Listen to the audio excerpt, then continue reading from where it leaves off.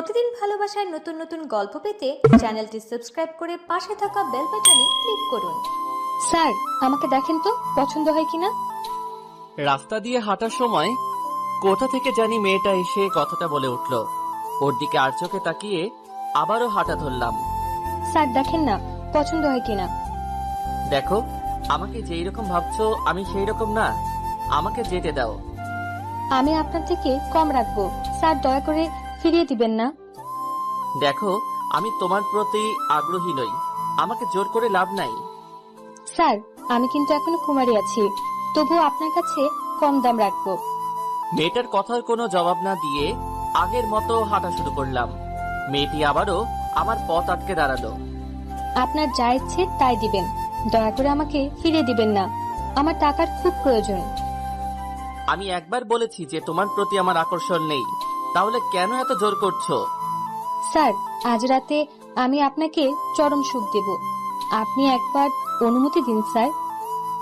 আমি এবার টাল সামলাতে না পেরে মেয়েটার গালে কষিয়ে 2টা থাপ্পড় মারলাম। সমস্যা কি? তোমাকে একবার বলেছি না যে আমি এইরকম না, তাহলে এত জোর করছো কেন? থাপ্পড় খেয়ে মেয়েটা গালে হাত দিয়ে চুপ করে দাঁড়িয়ে আছে, তার চোখ দিয়ে ফোঁটা ফোঁটা অশ্রু ঝরে পড়ছে। স্যার, আমার টাকার খুব দরকার, দয়া করেন একটু আমার উপর। আমি এইবার মেয়েটার দিকে ভালো করে তাকিয়ে দেখি মেয়েটার ফিগারের গঠন মোটামুটি ভালোই, ফর্সা গালে থাপ্পড়ের দেহ মোটামুটি স্পষ্ট বোঝা যাচ্ছে। ওর দিকে ভালো করে তাকিয়ে নিজের ভিতর পশুটা যেন জেগে উঠেছে। ওকে, তাহলে চলো আমার সাথে। মেয়েটা খুশি হয়ে আমার সাথে যেতে লাগলো। আসার সময় এক প্যাকেট সিগারেট নিয়ে আসলাম। বাসায় এসে চাবি দিয়ে দরজাটা খুললাম। বাসায় কি আপনি একা থাকেন? হঠাৎ করে মেয়েটা প্রশ্ন করে বসলো।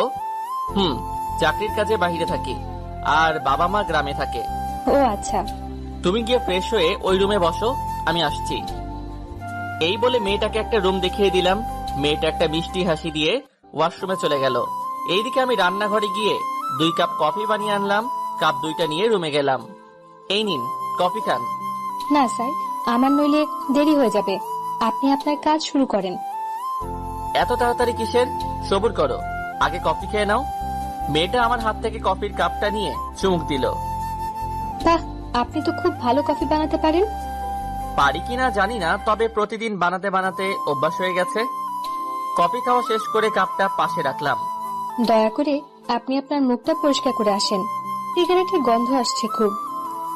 আমি ছোট্ট একটা হাসি দিয়ে বলতে লাগলাম, বাহ, বেশ্যাদের আবার অস্বস্তি। বেশ্যা কথাটা শুনে যেন মেয়েটা বড় একটা শখ খেলো, যেটা আমি স্পষ্ট দেখতে পেলাম। আমি ওয়াশরুমে গিয়ে ফ্রেশ হয়ে আসলাম। মেয়েটার দিকে তাকাতেই যেন আমার শরীরের কামনাটা আরো বেড়ে গেল। মেয়েটার দিকে হঠাৎ আকর্ষণ বেড়ে যাওয়ার কারণ হলো তার দেহটা। ওর দিকে আস্তে আস্তে এগোতে লাগলাম। আজকে তোমাকে সারা রাত আমার কাছে থাকতে হবে। সারা রাত থাকতে হবে? কেন? কোনো সমস্যা তোমার? তাহলে তো আপনার আজকে অনেক টাকা খরচ হবে। আপনার তো টাকার প্রয়োজন, তাহলে আমি টাকা দিতে রাজি। তাহলে আমার কোনো সমস্যা নাই থাকতে, আপনি আপনার কাজ শুরু করেন। আমি কথা না বাড়িয়ে চুপচাপ মেয়েটির দিকে এগোতে লাগলাম। মেয়েটার মুখে অজানা ভয় বিরাজ করছে, যেটা আমার একদম দেখার বিষয় না। আমি মেয়েটাকে দেওয়ালের সাথে চেপে ধরলাম। ওর লাল ঠোঁটের জোড়াটা কাঁপছে।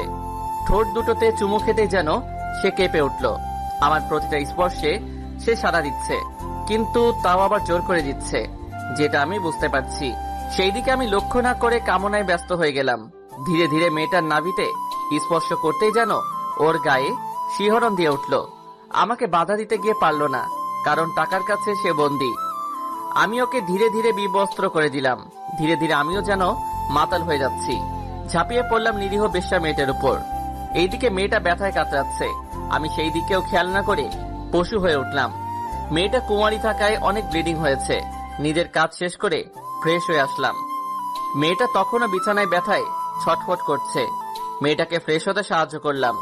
জানি মেয়েটার অনেক কষ্ট হয়েছে। আমি আরো এখন বিছানায় বসে আছি। মেয়েটা ধীরে ধীরে স্বাভাবিক হতে লাগলো। কেমন বোধ করছে এখন? এই তো ভালো বোধ করছি।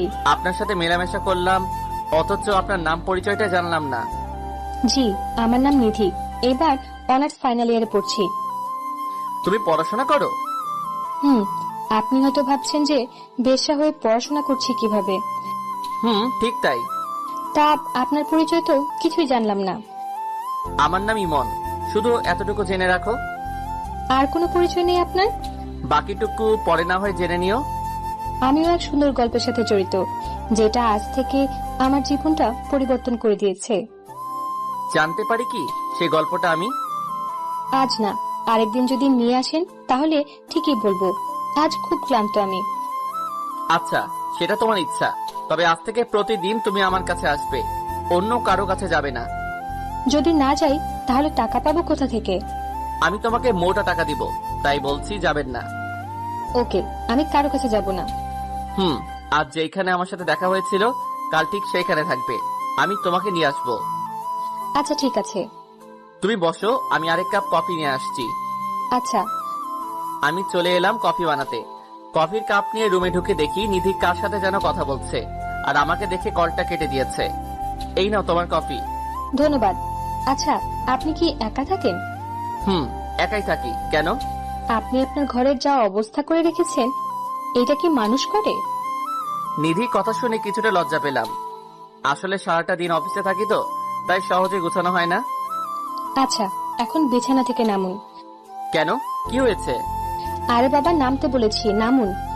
এত কথা বলছেন কেন? আমি বিছানা থেকে নেমে দাঁড়ালাম। নিধি আমার পুরোটা রুম সুন্দর করে গুছিয়ে দিল। এই কি, তুমি এই কাজ করছো কেন? আজ করেছি, কাল আপনি করবেন। আমি আজ দেখিয়ে দিলাম। ও আচ্ছা। নিধির সাথে কিছুক্ষণ গল্প করে ঘুমিয়ে পড়লাম।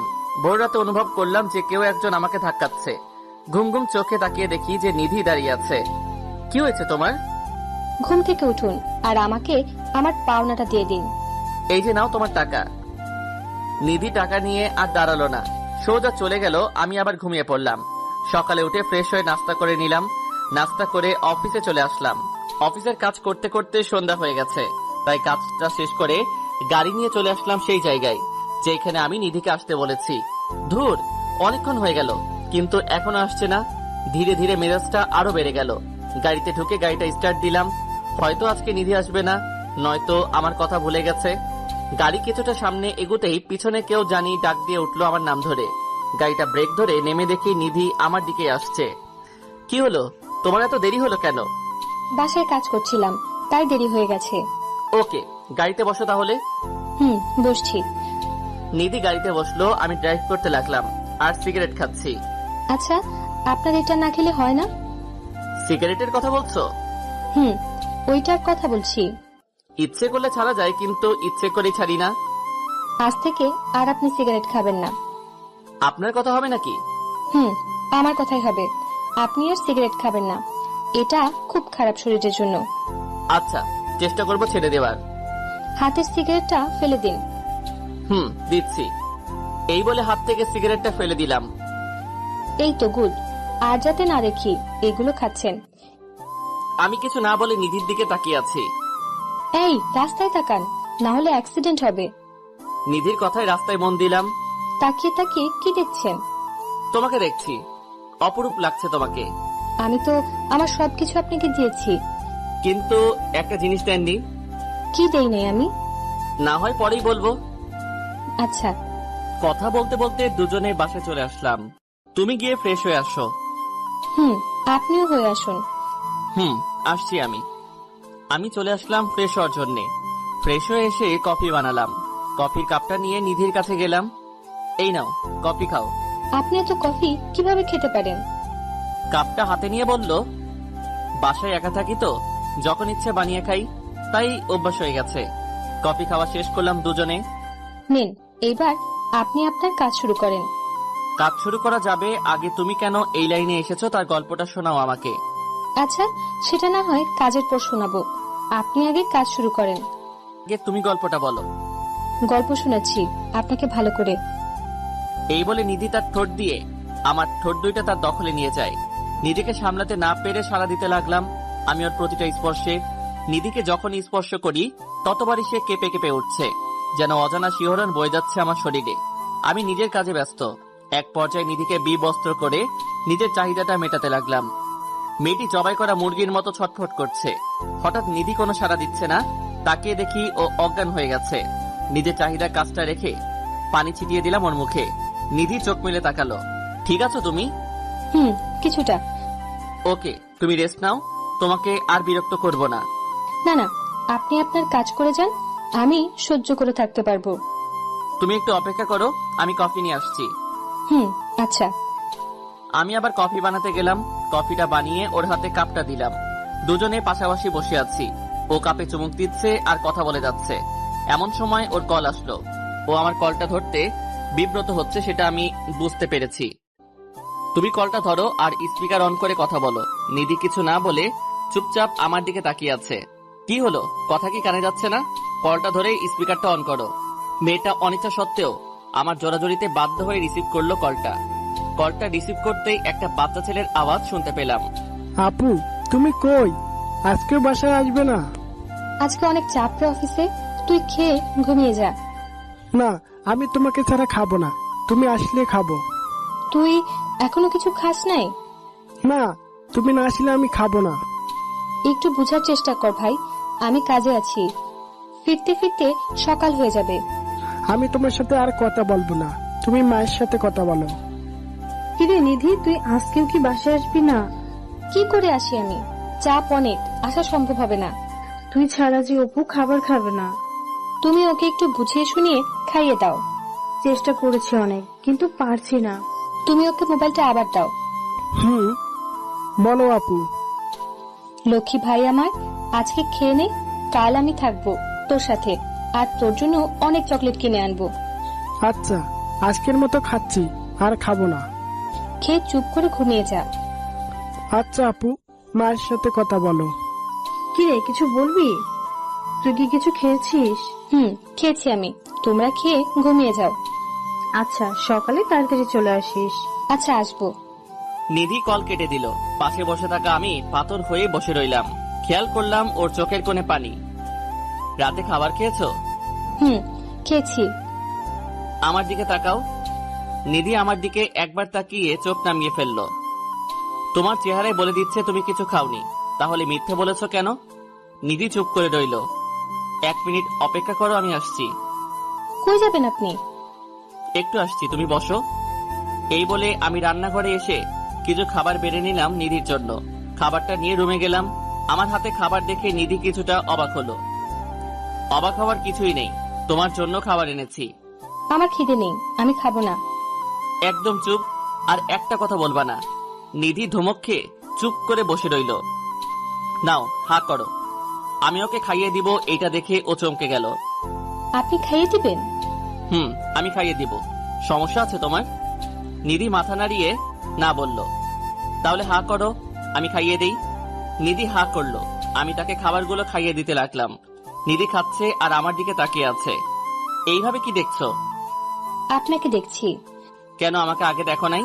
দেখেছি, বাট এই রূপে আগে দেখি নাই। আচ্ছা, কথা না বলে চুপচাপ খেয়ে নাও। নিধিকে খাইয়ে বাকি খাবারগুলো রেখে আসলাম। এইবার বলো, তুমি কেন এই পথে নেমেছো? এই প্রশ্ন করার পর নিধি কিছুটা কষ্ট পেলাম, সেটা আমি বুঝতে পেরেছি স্পষ্ট।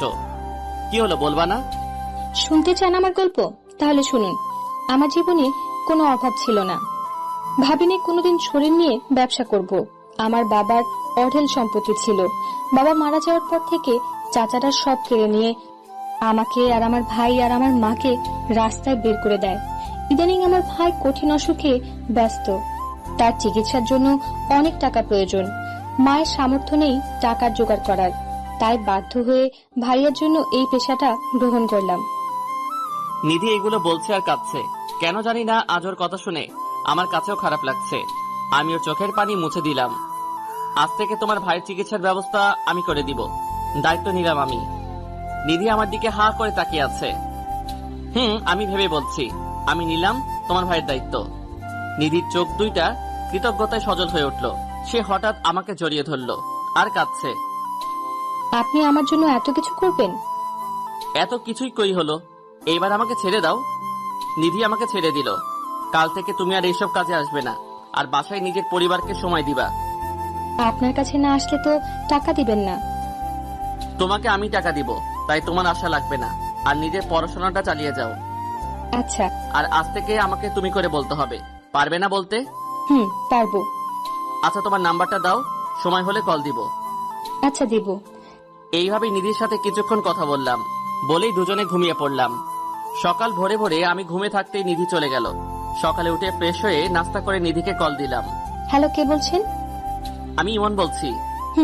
বলো। এই তুমি যাওয়ার সময় আমার কাছ থেকে বলে যাওনি কেন? দেখলাম তুমি ঘুমে, তাই আর ডাকি নাই। নিজের পাওনাটা নিবে না? ওইটা না হয় আমার ভাইয়ের জন্য জমা থাকুক। ও আচ্ছা। নাস্তা করেছো? করেছি, তুমি করেছো? করেছি। এখন কলেজে যাচ্ছি। ওকে, সাবধানে যেও। তুমিও সাবধানে অফিসে যেও। বাই। Okay bye. কলটা কেটে দিয়ে অফিসের জন্য রেডি হয়ে অফিসে চলে আসলাম। কাজ করতে করতে দুপুর হয়ে গেছে, এমন সময় নিধির কল আসলো। বলো নিধি। এই, দুপুরে কিছু খেয়েছো? না, পরে খাবো। তুমি খেয়েছো? খেয়েছি। তুমি খাওনি কেন? পরে খাবো, কাজ করছি তাই। ওকে, দ্রুত খেয়ে নিবা। খাবো। আজকে তোমার আর আমার বাসায় আসার প্রয়োজন নেই, তুমি বাসায় থেকো। আচ্ছা, থাকবো। Okay bye. কল কেটে দিয়ে অফিসের কাজে মন দিলাম। কাজটা শেষ করে বাসায় ফিরে আসলাম। রাতের খাবার খেয়ে নিলাম। ঘুমানোর জন্য প্রস্তুতি নিয়ে ঘুমিয়ে পড়লাম। এই কি নিধি, তুমি হঠাৎ বাসায়? তোমাকে ইনভাইট করতে এসেছি। আমাকে ইনভাইট করতে এসেছো? কিসের জন্য? আগামী পরশু আমার বিয়ে, তার ইনভাইট। নিধির কথা শুনে যেন আকাশ থেকে পড়লাম। আমিও যে নিধিকে মনে মনে অনেকটাই ভালোবাসি, হয়তো প্রকাশ করা হয়নি, তাই বলে নিধি বিয়ে করবে? এসব কি বলছো তুমি? তোমার বিয়ে মানে? আমার বিয়ে মানে আমার বিয়ে। তাহলে আমার কি হবে? তোমার কি হবে মানে? আমিও যে তোমাকে খুব ভালোবাসি। কি? তুমি আমাকে ভালোবাসো? অনেক ভালোবাসি তোমাকে। তোমাকে ছাড়া থাকা যে অসম্ভব। তাহলে সেটা প্রকাশ করলে না কেন? তোমাকে হারানোর ভয়ে, যদি তোমাকে হারিয়ে ফেলি তাই। এখন তো আমাকে হারিয়ে ফেলেছো, কয়দিন পর আমি আরেকজনের বউ হব। না প্লিজ নিধি, এমনটা করো না, আমি যে অসহায় হয়ে যাব। নিধি কিছু না বলে হাঁটতে লাগলো। আমি ওকে পিছন থেকে ডাকছি, নিধি দাঁড়াও, প্লিজ দাঁড়াও। হঠাৎ ঘুমটা ভেঙে গেল আমার। পুরো শরীর দিয়ে আমার ঘাম বের হচ্ছে। তাহলে কি এটা স্বপ্ন দেখলাম? কিন্তু নিধিকে নিয়ে দেখলাম কেন? বুকটা এখনো ধপাস ধপাস করছে। ঢকঢক করে এক গ্লাস পানি খেয়ে নিলাম, তাও যেন কেউ বুকের ভিতর হাতুড়ি দিয়ে পিটাচ্ছে। আচ্ছা, আমি নিধিকে নিয়ে এই স্বপ্ন দেখলাম কেন? এই 2 দিনে মেয়েটার প্রতি মায়া জন্মে গেছে, তাই বলে এই স্বপ্ন দেখবো আমি? নিধিকে একটা কল দিব? না থাক, হয়তো এখনো ঘুমিয়ে আছে, তাই আর কল দিলাম না। হঠাৎ মোবাইলে যেন কেউ কল দিয়ে বসলো। তাকিয়ে দেখি নিধির কল।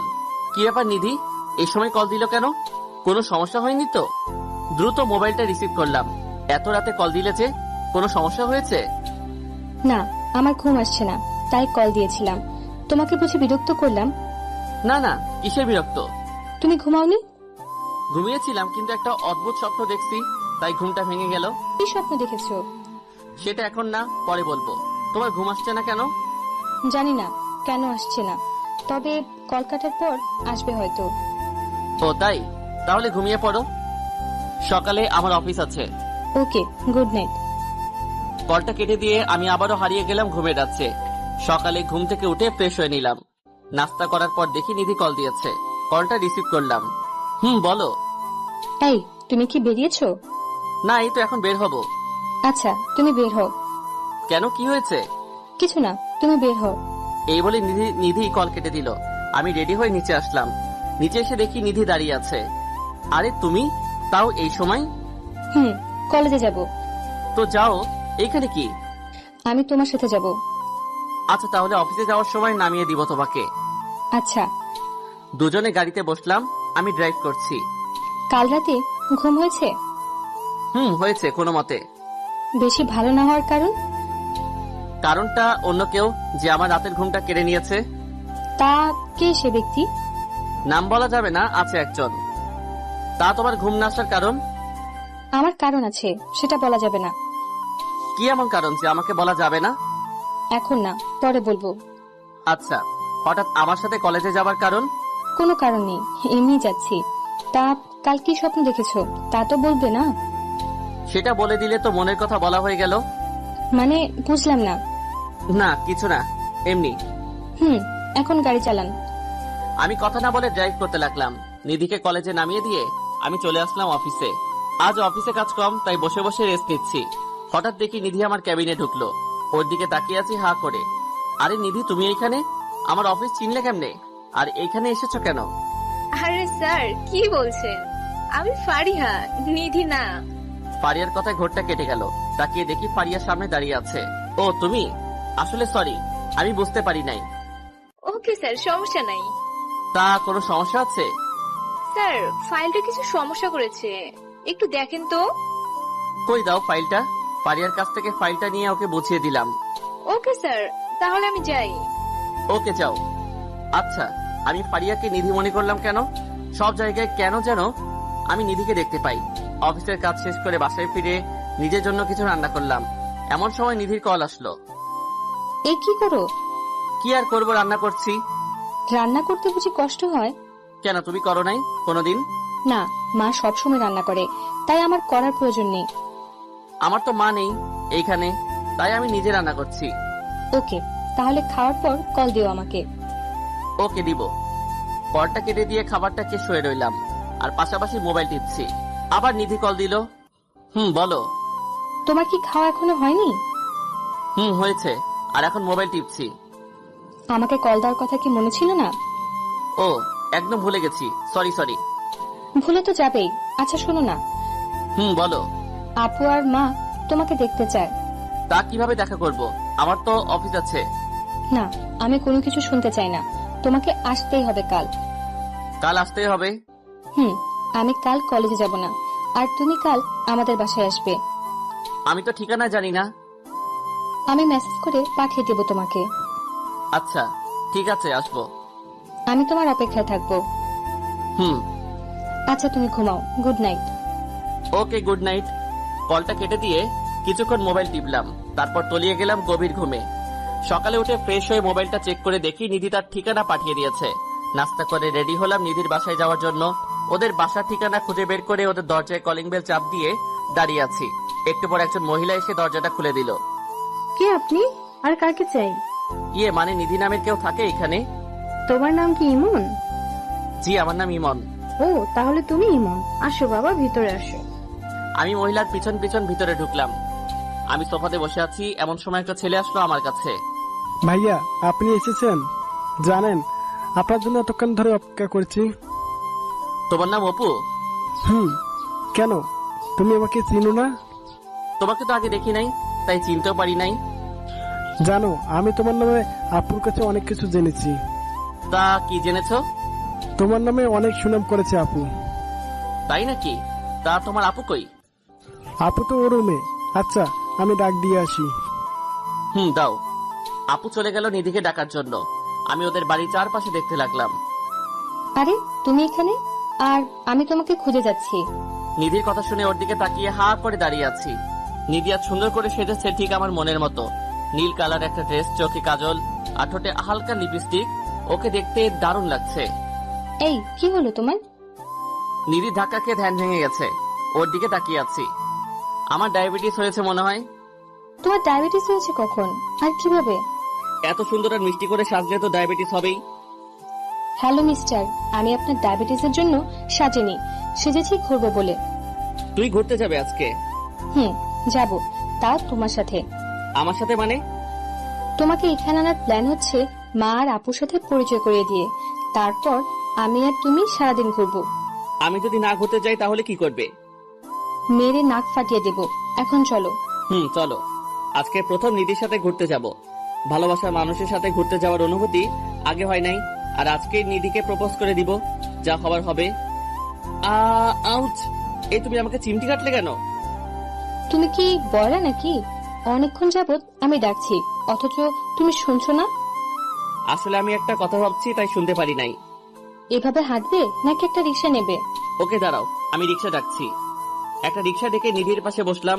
নিধির পাশে বসতেই আজান শিহরণ দিয়ে কাজ করছে মনে। ইমন, তুমি কি কিছুই বুঝো না? আমি আবার কি বুঝবো? সত্যি কিছু বুঝো না? আরে আজব তো, বলবো তো কি বুঝবো। না, কিছু না, এমনি বললাম। চলো রিক্সা থেকে নেই, ওই জায়গায় যাই। চলো। রিক্সা থেকে নেমে ভাড়াটা পরিশোধ করে আমি আর নিধি চলে আসলাম একটা লেকের পাশে। চারদিকটা খুব শান্ত বিরাজ করছে। একটা পিচ্চি মেয়ে ফুল নিয়ে যাচ্ছে। আমি ওর কাছ থেকে অনেকগুলো গোলাপ কিনলাম। এগুলো আবার কার জন্য কিনেছো? আমি কিছু না বলে ওর সামনে গিয়ে হাঁটু গেড়ে বসলাম। চুপচাপ ওর মুখের দিকে তাকিয়ে বলতে লাগলাম, জানি না তুমি আমাকে কি জাদু করেছো। শত ব্যস্ততার মাঝে আমি শুধু তোমাকে দেখতে পাই। আমার প্রতিটা নিঃশ্বাসে যেন তোমার অস্তিত্ব খুঁজে পাই। আমার প্রতিটা অনুভূতি যেন তোমাকে ঘিরে। আমি তোমাকে শত ব্যস্ততার মাঝেও ভালোবেসে ফেলেছি। পারবি কি আমার অগোছালো জীবনটা গুছিয়ে দিতে? I love you. চোখটা বন্ধ করে চুপচাপ বসে আছি নিধির উত্তরের আশায়। জানি না সে কি বলবে আমাকে। হয়তো আমাকে নিষেধ করে দিবে। হালকা চোখ খুলে দেখি নিধির চোখে পানি। আমি উঠে ওকে জড়িয়ে ধরলাম। জড়িয়ে ধরার সাথে সাথে যেন ওর কান্না আগে থেকে বেড়ে গেল।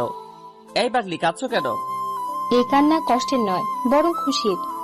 কোনোদিন আমাকে ছেড়ে যাবে না তো? না, কোনোদিন যাব না। তুমি শুধু আমার। মনে থাকে যেন।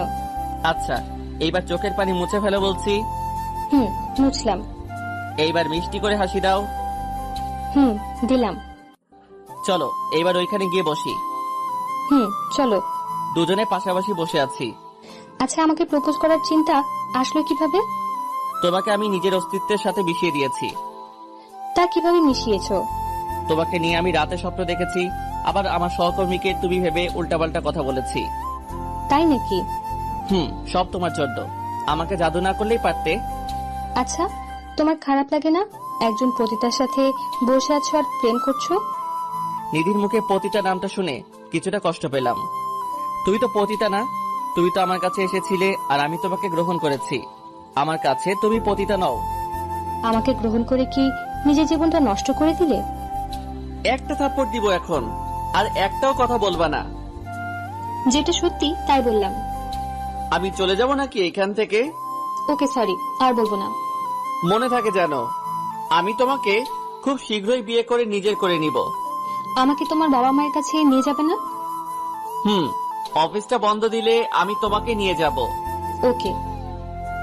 এখন চলো কিছু কিনবো। কি কিনবে এখন? আগে চলো, তারপর দেখবে কি কিনি। ওকে, চলো। নিধিকে নিয়ে একটা মার্কেটে গেলাম।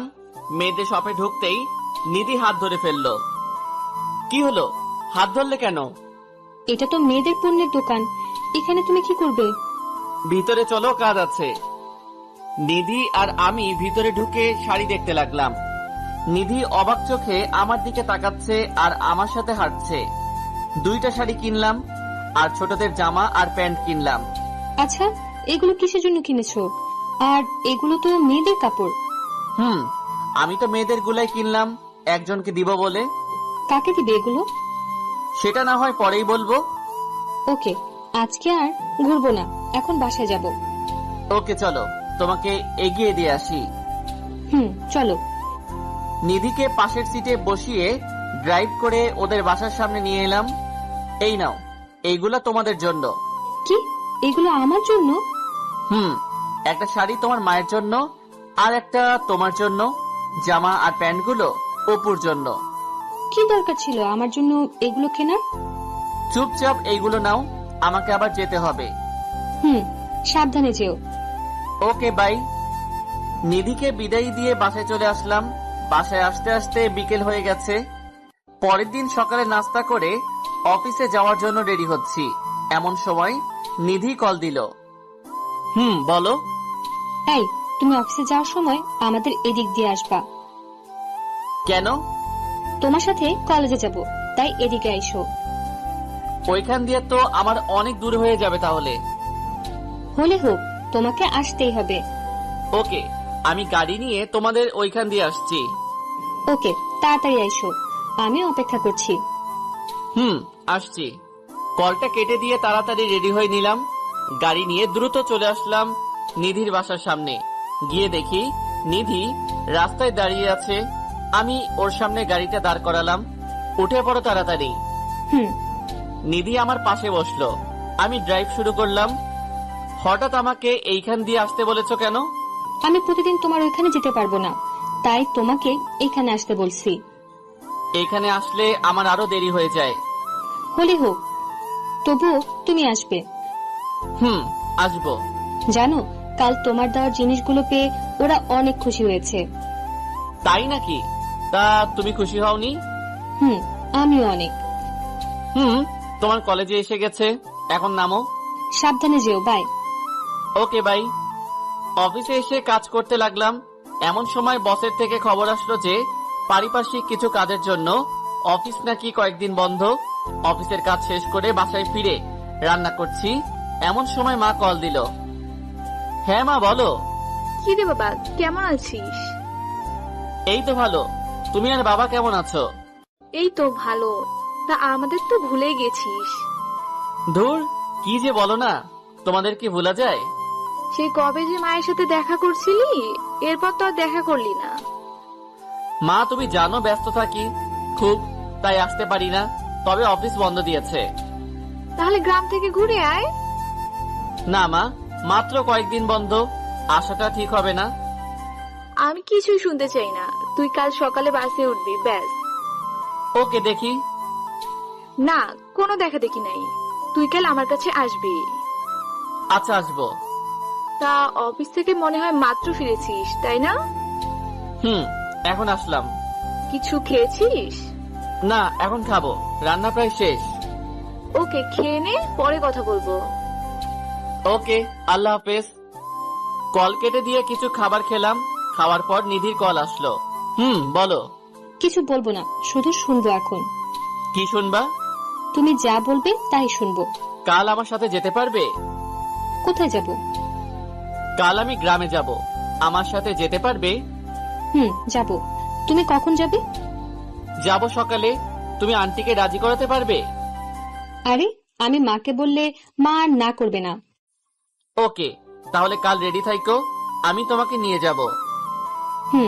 জানো আমি তোমার কথায় কত খুশি হয়েছি? না, জানি না, বলো কতটা খুশি হইছো। অনেক খুশি হয়েছি, যা বলে বোঝানো সম্ভব না। থাক, বেশি খুশি হইও না, পরে কাঁদতে হবে। তাও ঠিক। আচ্ছা বাই, পরে কথা বলবো। ওকে, বাই, লাভ ইউ।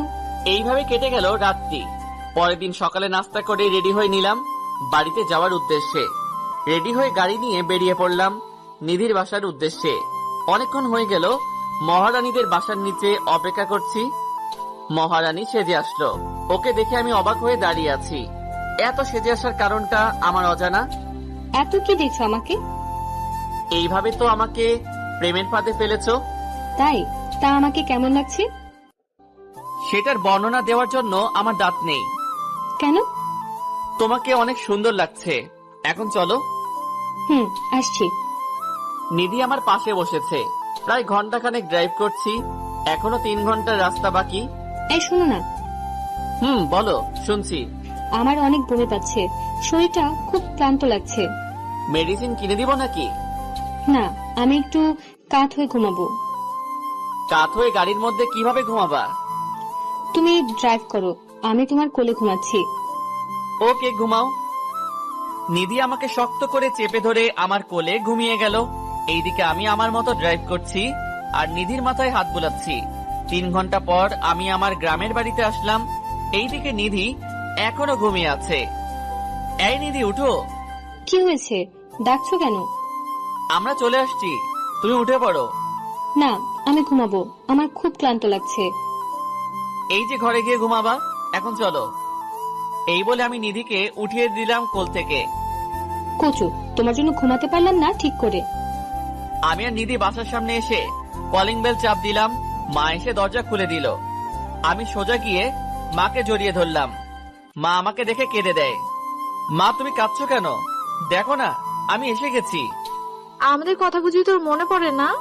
পড়লে কি আর আসা যায়? এত ব্যস্ততা আমাকে দেখাতে আসিস না। বাহিরে দাঁড়িয়ে রাখবা নাকি ভিতরে যেতে দিবা? আয়, ভিতরে আয়। আমি আর নিধি ভিতরে গেলাম। কি রে, মেয়েটা কে? এই, কি হলো? মাকে সালাম করো। করছি। বাহ, মেয়েটা তো দারুণ মিষ্টি। তা মেয়েটা কে রে? মা, মানে ও হচ্ছে। থাক, আর বলতে হবে না, আমি বুঝতে পেরেছি। আমার ঘরের বউকে এইভাবে এনেছিস কেন? এই বলে মা আমার কান ধরলো। মা ছাড়ো, লাগছে আমার। তুই একে বিয়ে করে আনতে পারতি, ওকে এইভাবে এনেছিস কেন? বিয়ে করব সামনে, এখন না। আচ্ছা, তোরা গিয়ে রেস্ট নে, আমি তোদের খাবার ব্যবস্থা করছি। আচ্ছা। আমি নিধিকে নিয়ে আমার রুমে চলে আসলাম। এটা তোমার রুম? এইটাই আমার রুম। বাহ, খুব গোছানো রুম তোমার, ঠিক তোমার মতো। তোমার ক্লান্তি ভাবটা কি আছে? নাকি চলে গেছে? শাশুড়ি মাকে দেখে একদম চলে গেছে। ওকে, তুমি ফ্রেশ হয়ে আসো। হুম। নিধি চলে গেল ফ্রেশ হতে। আমি শুয়ে আছি, নিধি ফ্রেশ হয়ে আসলো, আমি গেলাম ফ্রেশ হতে। মা খাবার খাওয়ার জন্য ডেকে গেছে, দুজনে চলে গেলাম খাবার খাওয়ার জন্য। মা, বাবা কোথায়? তোর বাবা বাজারে গেছে। ফিরবে কখন? এই তো কিছুক্ষণের মধ্যে ফিরবে। ও, আমরা কি এবার তোর বিয়ে নিয়ে কথা বলতে পারি? পাগল নাকি? আগে আমি সেট আপ হয়ে নেই, তারপর না হয় ভাবা যাবে এইগুলা নিয়ে। সেটা অনেক হয়েছিস, এবার বিয়েটা কর। না, এখন না, কয়েকদিন পর। আমি তোর বাবার সাথে এই নিয়ে কথা বলবো। মায়ের মুখে বিয়ের কথা শুনে নিধির মুখ লাল হয়ে গেছে লজ্জায়। লজ্জা নিয়ে খাবারটাকে রুমে আসলাম। কিছুক্ষণ পর আমার রুমে নিধি আসলো। এ কি, তুমি আমার রুমে কি করছো?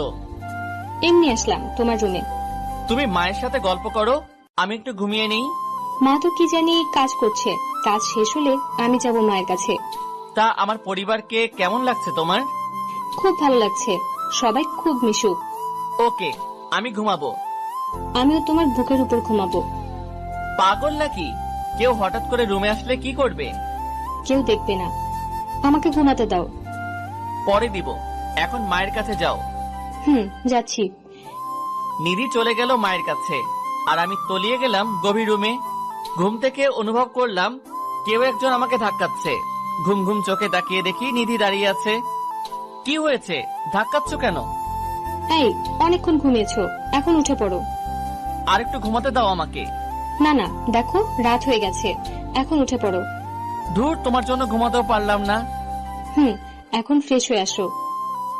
যাচ্ছি। ফ্রেশ হয়ে এসে মায়ের বানানো গরম গরম পিঠা খেলাম।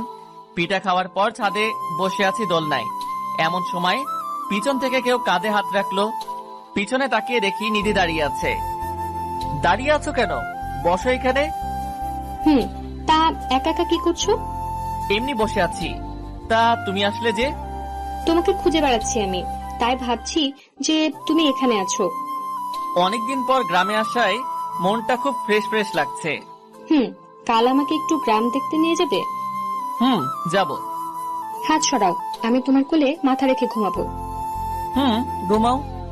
নিধি আমার কোলে শুয়ে আছে, আর আমি তার মাথায় বিলি কেটে দিচ্ছি। আচ্ছা, আমরা কবে ঢাকা ফিরবো? এই তো 2 দিন পর। মাকে ছেড়ে যেতে খারাপ লাগছে আমার। বিয়ে করে বউ করে আনলে মাকে নিজে করে নিও। আমি তোমাকে এখনই নিজের আপন করে নিয়েছি।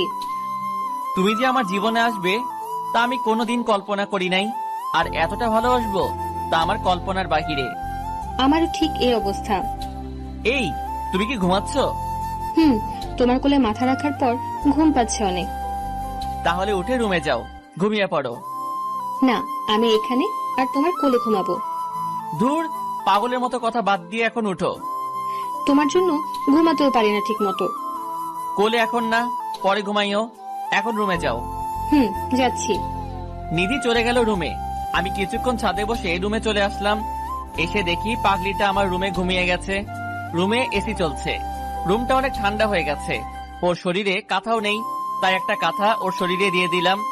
ও ঘুমের ঘোরে আমার হাতটা ধরে রেখেছে। আমি ওর কপালে একটা ভালোবাসার পরশ এঁকে অন্য রুমে চলে আসলাম। এসে ঘুমিয়ে গেলাম। পরের দিন ভোর রাতে অনুভব করলাম কেউ একজন বুকের উপর খুব চাপ দিচ্ছে। ঘুম চোখে দেখি নিধি শুয়ে আছে।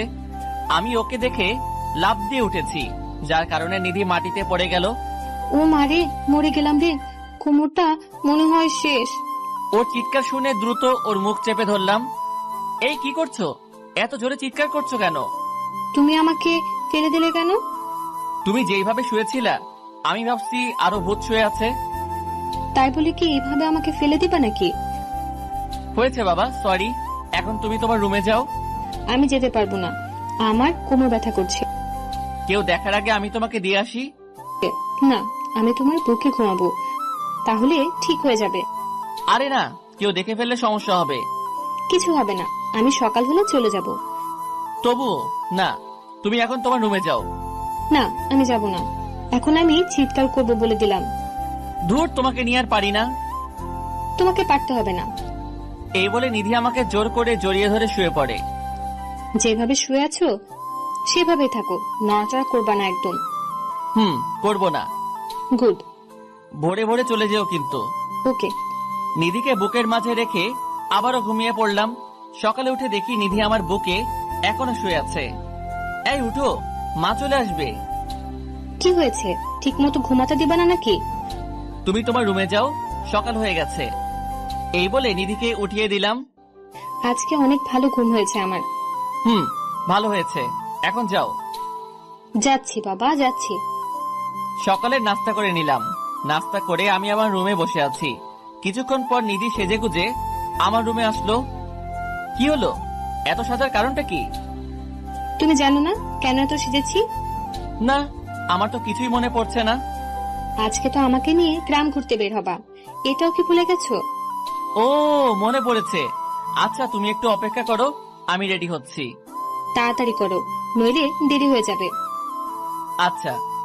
দ্রুত রেডি হয়ে নিধির সামনে গেলাম। শেষ তোমার দেরি হওয়া? শেষ করলাম মাত্র। দেখি হাতটা। আমার হাত দিয়ে তুমি কি করবে? দিতে বলেছি তাও। কথা না বাড়িয়ে হাতটা বাড়িয়ে দিলাম নিধির দিকে। আউচ! এই তুমি আঙ্গুলে কামড় মারলে কেন? আমি ছাড়া কেউ যাতে নজর না দেয়, তাই এমন করেছি। ওকে, এখন চলো। নিধির হাত ধরে বেরিয়ে পড়লাম গ্রামের আলপথ দিয়ে। চারপাশে সবুজ মাঠের সমারোহ, সোনালী ফসল বাতাসে দোল খাচ্ছে। আমি নিধির হাত ধরে সামনে এগিয়ে যাচ্ছি। নিধিকে নিয়ে সারা গ্রাম ঘুরলাম। এখন দুজনের রাস্তা দিয়ে হাঁটছি আর গল্প করছি। এই ফুচকা খাবো। ধুর, এইগুলো ভালো না, অসুস্থ হয়ে যাবে। না, আমি খাবোই, চলো না খাবো। ওকে চলো। নিধির জন্য ফুচকা অর্ডার করলাম। তুমি খাবে না? না, আমি খাবো না। বুঝেছি, আমার কাছ থেকে খাওয়ার ধান্দা, তাই না? ঠিক তাই। আমার কাছ থেকে একটাও দেব না। ওকে, দিও না। ফুচকা দিয়ে গেল আর নিধি খেতে লাগলো। আমি আনমনা ভাবে ওর খাওয়া দেখছি। কি দেখছো এমন করে? রাক্ষসীর খাওয়া দেখছি। কি, আমি রাক্ষসী? আরে না না, আমি তোমাকে বলি নাই, বলেছি ওই পাশের দেশ ভারতের একটা মেয়েকে। আমাকে বোকা বানিয়ে লাভ নাই। বুঝছি, তুমি অনেক চালাক। এখন খাও তুমি। তুমি হা করো, আমি তোমাকে খাইয়ে দেই। না, আমি খাবো না। হা করতে বলেছি আমি। করলাম। হা করতে নিধি আমার মুখে একটা ফুচকা ঢুকিয়ে দিল।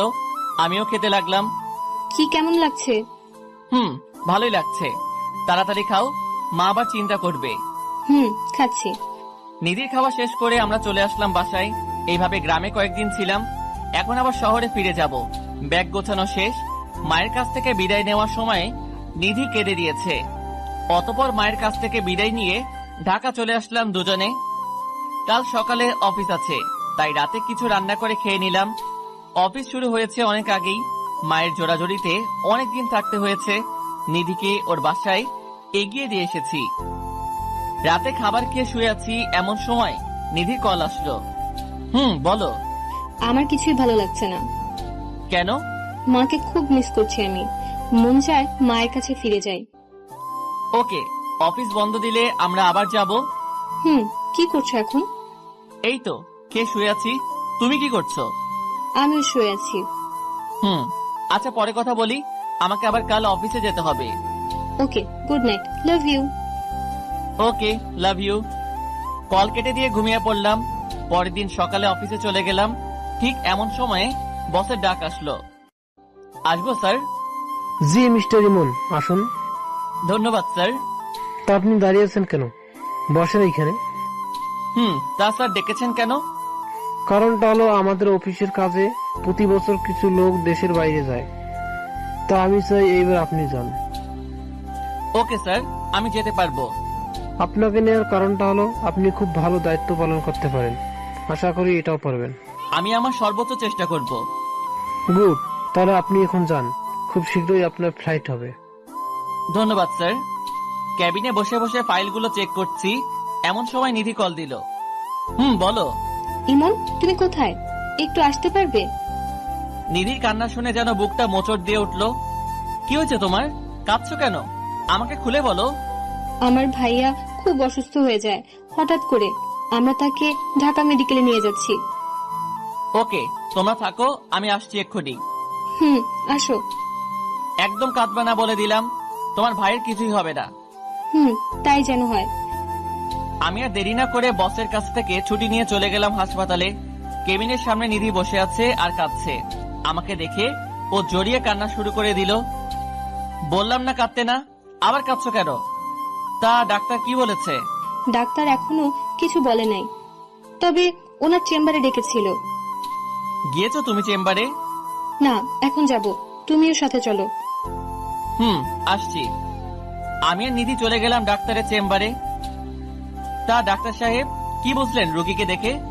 আসলে আমরা ওর চেক আপ করেছি, তাতে ধরা পড়েছে যে ছেলেটার ব্রেন টিউমার হয়েছে। ডাক্তারের কথা শুনে নিধি ঠাস করে মাটিতে বসে পড়ে। এত ভেঙে বললে চলবে নাকি? আরো শক্ত হও। আমরা কাল ওকে অপারেশন করব, তাতে অনেক টাকা যেতে পারে। টাকার কথা চিন্তা করার দরকার নাই, আপনারা আপনাদের কাজ শুরু করেন। ওকে, তাহলে কাল আমরা অপারেশন শুরু করব। তাই করুন। ডাক্তারের চেম্বার থেকে বেরিয়ে এসে অপুর ক্যাবিনে ঢুকলাম। ছেলেটা গুটি সুটি মেরে শুয়ে আছে। অপু, কেমন লাগছে এখন? জি ভাইয়া, ভালো লাগছে। তুমি খুব দ্রুত সুস্থ হয়ে উঠবে, চিন্তা করো না। আচ্ছা, আর যা যা খেতে মন চাইবে তা তোমার আপুকে বলবে। ঠিক আছে। আমি ক্যাবিন থেকে বেরিয়ে পড়লাম। নিধি, এই টাকাগুলো রাখো। না না, টাকার দরকার নেই আমার। আছে, অপুর হঠাৎ কিছু লাগতে পারে, তাই টাকাগুলো দরকার আছে। না থাক, লাগবে না। নিতে বলেছি তোমাকে। নিধি চুপচাপ আমার কাছ থেকে টাকাগুলো নিল। যা যা লাগবে আমাকে কল করে জানিও, আমি এসে দিয়ে যাব। আর চিন্তা করো না, অপু ঠিক হয়ে যাবে। তাই যেন হয়। আচ্ছা, তোমার মা কোথায়? মা টেনশন করবে বলে ওনাকে আর সাথে নিয়ে আসিনি। ভালো করেছো, আর ঠিক মতো খাবার খাবে। তাহলে আমি যাই। ওকে, সাবধানে যেও। আমি চলে আসলাম বাসায়। অফিসের কাজে বাহিরে যাওয়ার কথা নিধিকে বলি নাই, কারণ এই অবস্থাতে যদি ওই কথা বলি তাহলে মন আরো ভেঙে পড়বে। বাসায় এসে কিছু খাবার খেয়ে নিলাম। হঠাৎ বসের কল আসলো। হ্যাঁ স্যার, বলেন। তোমার কাল অফিসে আসার দরকার নাই, তোমার কাল 7টায় ফ্লাইট। স্যার, এত তাড়াতাড়ি? হঠাৎ সময়টা নির্ধারণ করা হয়েছে। ওকে স্যার, আমি আসবো। কল কেটে দিয়ে ভাবতে লাগলাম কি করব আমি এখন। কাল অপুর অপারেশন, আবার কাল ফ্লাইট। কোন দিকে যাব আমি? ফ্লাইটের কথা যদি নিধিকে জানাই তাহলে ওর মনটা ভেঙে যাবে। না থাক, ওকে কাল আমার ড্রাইভারকে দিয়ে টাকাটা পাঠিয়ে দিব, আর সময় বুঝে ফ্লাইটের কথাটা বলবো। তাড়াতাড়ি করে ব্যাগটা গুছিয়ে নিলাম। অপুর খবর নেওয়ার জন্য নিধিকে কল দিলাম। নিধির মোবাইল বন্ধ আছে, হয়তো চার্জ নেই মোবাইলে। রাতে মোবাইলটা চার্জ দিয়ে শুয়ে পড়লাম। ভোর রাতে উঠলাম। আচ্ছা, নিধিকে কি এখন কল দিব? না থাক, ও এখন ঘুমাচ্ছে, বিরক্ত করে লাভ নাই। অপারেশনের টাকা আমার ড্রাইভারের কাছে দিয়ে আমি চলে আসলাম এয়ারপোর্টে। অফিসের আরো কর্মকর্তা আমার সাথে যাচ্ছে। আমরা সবাই সিঙ্গাপুরে যাব। সবাই বিমানে বসলো, আর বিমান সিঙ্গাপুরের উদ্দেশ্যে উড্ডয়ন করলো। এইদিকে অপুর অপারেশন এখন হবে। বাটা ড্রাইভার টাকা নিয়ে এখনো যায় নাই। নিধি বাধ্য হয়ে আমাকে কল করলো। ফ্লাইট মোড অন থাকার কারণে মোবাইল বিজি বলছে। বারবার চেষ্টা করেও লাভ হয়নি। নিধির খুব চিন্তা হচ্ছে। কি হলো, আপনি কি এখনো টাকার ব্যবস্থা করতে পারেননি? ডাক্তার সাহেব, টাকার ব্যবস্থা করা আছে, আপনি অপারেশন শুরু করেন, আমি আসছি। ওকে। নিধি বাধ্য হয়ে আমার বাসায় চলে আসলো। এসে দেখে বাসায় তালা দেওয়া। যেইটা দেখার মানসিক প্রস্তুতি নিধির ছিল না। সে আবারও পাগলের মতো আমাকে কল করতে লাগলো, কিন্তু প্রতিবার বিজি বলছে। শেষমেশ সে ধপাস করে মাটিতে বসে পড়ে। তাহলে কি ইমন আমাকে ঠকালো? যাকে এত বিশ্বাস করলাম সে কিনা আমাকে ঠকাতে পারলো। নিজের সর্বস্ব দিয়েও ভাইটার জন্য কিছু করতে পারলাম না। আমি কোনোদিন ভাবতেও পারি নাই যে ভালোবাসার নাম করে সে আমাকে এইভাবে ঠকাবে। তাহলে কিসের জন্য আমি নিজেকে সামলে রেখেছি? আমি আবার হয়ে উঠবো পতিতা। আরে, যার জন্য এত কিছু করলাম সেই যদি আমাকে ঠকাতে পারে, তাহলে আমি কেন ওর জন্য নিজেকে সংযত করে রাখবো? নিজের ভাইয়ের জন্য আমি সবকিছু করতে পারি। আমাকে যেই করেই হোক টাকার ব্যবস্থা করতে হবে। এই বলে নিধি নিজের ভাইয়ের জীবনটা বাঁচানোর জন্য চলে গেল পতিতালয়ে। সে আজ নিজেকে বিলিয়ে দিবে। যত এগুচ্ছে তত মনে হচ্ছে সে পাপের দিকে যাচ্ছে। তার মন কিছুতেই সাড়া দিচ্ছে না। অবশেষে নিজের ইচ্ছার বিরুদ্ধে সে চলে গেল পতিতালয়ে। একজন বড়লোক ব্যক্তি নিধিকে টাকার বিনিময়ে পছন্দ করেছে। নিধি এখন রুমে বসে আছে আর মাথাটা নিচু করে কাঁদছে। কারো উপস্থিতি টের পেয়ে সে একটু নড়ে চড়ে বসলো। এই যে সুন্দরী, ওইভাবে না থেকে আমার কাছে আসো। নিধি এইবার নিজেকে সামলাতে পারল না, হুড়হুড় করে কেঁদে দেয়। দয়া করে আমাকে ছেড়ে দিন, আমি অনিচ্ছায় এই কাজে আসছি। আমি তোমাকে মোটা টাকা দেব, এখন আমার চাহিদা মেটাও। আমি আপনার পায়ে পড়ি, আমাকে যেতে দিন। আমার শরীরে আমার ভালোবাসার স্পর্শ রয়েছে। মানে? আর আপনি অনিচ্ছা কাজটা করছেন কেন? সে অনেক কাহিনী, আপনি কি শুনবেন সেই কাহিনী? শুনবো। নিধি তার পরিবারের কথা ও ইমনের বিশ্বাসঘাতকতার কথা প্রকাশ করে দেয় আর কাঁদতে থাকে। আপনি কাঁদবেন না, আমি আপনাকে সাহায্য করব। আপনি আমাকে সাহায্য করবেন মানে? আমি আপনাকে বোন হিসেবে সাহায্য করতে চাই। আপনার ভাইয়ের চিকিৎসার টাকা আমি দেব। আজকে তার অপারেশন। যেই ছেলে আপনার জীবন নিয়ে খেলা করেছে, আপনি তাকে ছুঁড়ে ফেলে দিন মন থেকে। তা হয়তো কোনোদিন সম্ভব নয়। আচ্ছা, সেটা আপনার ইচ্ছা। আমাকে এখন অপুর কাছে নিয়ে যাবেন? নিধির চোখ দুইটা কৃতজ্ঞতায় সজল হয়ে উঠল। চলুন, আমাকে হাসপাতালে নিয়ে চলুন। যাচ্ছি। এইদিকে আমরা ফ্লাইট থেকে নেমে হোটেলে চলে আসলাম। এসে মোবাইলটা অন করলাম, বাট চেক করা হয়নি। ফ্রেশ হয়ে খাবারটা খেয়ে কিছুক্ষণ বিশ্রাম নিলাম। সকালের ঘুম থেকে উঠে মোবাইলটা হাতে নিয়ে দেখি নিধির অনেকগুলো কল। হয়তো আমাকে না পেয়ে বারবার কল দিয়ে গেছে। দেরি না করে ওকে কল দিলাম। রিং হওয়ার সাথে সাথে রিসিভ করলো নিধি। এই, তোমাকে একটা কথা বলার জন্য কল দিয়েছি। আসলে আমি... চুপ থাক তুই। তোর মতো বিশ্বাসঘাতক আর বেঈমানের কল দেওয়ার কোনো প্রয়োজন নেই। নিধির কথা শুনে যে থমকে গেলাম। এ কি নিধি, তুমি এমন ভাবে কথা বলছো কেন? বেঈমানের সাথে আর কত সুন্দর করে কথা বলবো? বুঝতে পেরেছি, আমি বাহিরে আসাতে তুমি খুব কষ্ট পেয়েছো, তাই এসব বলছো। আরে কত কষ্ট পেয়েছি আমি তোর মতো বেঈমানকে ভালোবেসে। নিধি, তুমি এসব কি বলছো? আমার মাথায় তো কিছুই ঢুকছে না। ঢুকবেই বা কি করে? এখন তো অন্য মেয়ে নিয়ে ব্যস্ত আছিস, তাই আমাকে আর লাগবে না। নিধি সীমা অতিক্রম করবে না। আরে আমি তো সীমার কাছেই যাইনি, আর তুই আমাকে এভাবে ঠকাতে পারলি? আরে তুমি কি বলছো? আমাকে সবটা খুলে বলো। তুই তোর চাহিদা মেটানোর জন্য আমাকে এইভাবে ব্যবহার করলি, ঠিকই শেষে নিজেকে গুটিয়ে নিয়ে পালিয়েছিস। আমি পালিয়েছি মানে? তুই আমাকে মিথ্যা আশ্বাস দেখিয়ে স্বপ্ন দেখিয়েছিস। এই তোর নমুনা? আচ্ছা, তুমি কি শুরু করেছো? আমি অফিসের কাজে বাহিরে এসেছি, তাই তোমাকে কিছু জানাতে পারি নাই।